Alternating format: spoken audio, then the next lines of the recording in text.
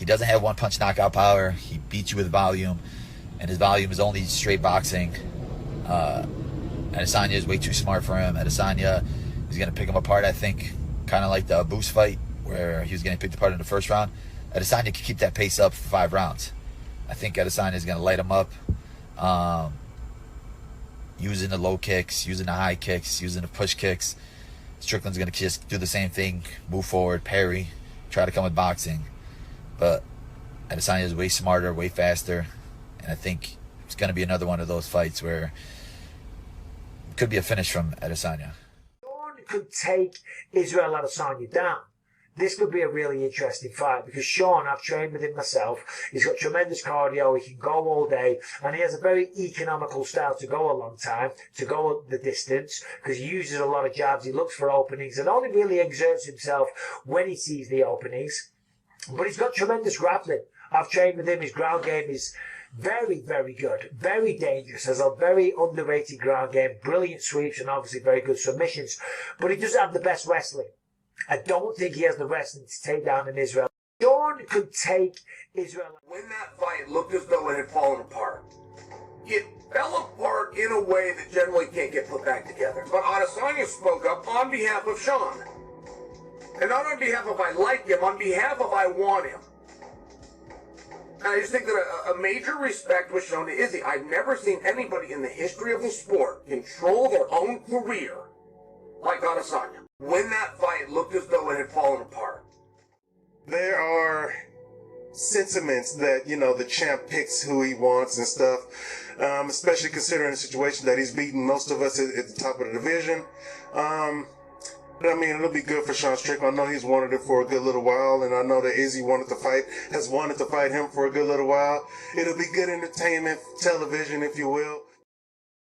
I certainly think he checks a lot of boxes. The only knock against, and it's been echoed by Luke Thomas and other people, is that if Sean Strickland fought Israel Adesanya 100 times, maybe Strickland wins a few, but for the most part, people feel like they know how that matchup is going to go.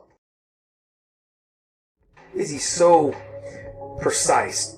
He's just right. He's right where he puts you right where he wants you.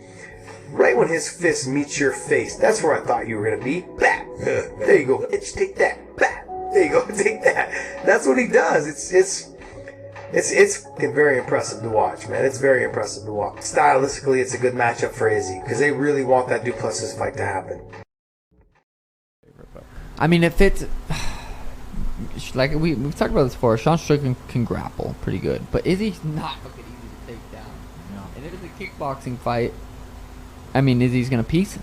Yeah. So that's kind of how I see that fight playing out. But you never fucking know in this sport, dude. Yeah. But Izzy shows up focused, and he always, he's very smart. He knows what the fuck he's doing. But what about Strickland? Strickland styles make fights, and Strickland doesn't really like to get hit with big kicks, and Izzy has cardio. The last guy he fought didn't have any, obviously. So it's like with Strickland versus Izzy, it's like Strickland likes to do the man dance, but I don't think he has enough dance moves to dance with Israel Adesanya. You know what I mean? So I think Izzy picks him apart. Izzy picks Duplessis apart. Probably a shitload of leg kicks, few push kicks. Every once in a while he'll throw something big and spinny. Izzy has more chances of knocking out Strickland because Strickland will take more chances than Duplessis does. So.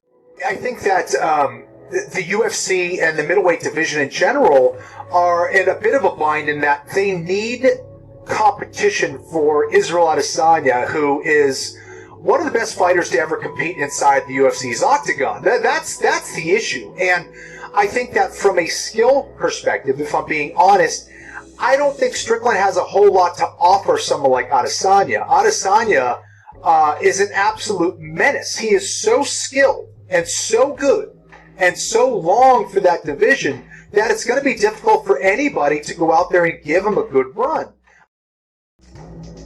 Because of the X factor of Sean Strickland being an absolute psychopath.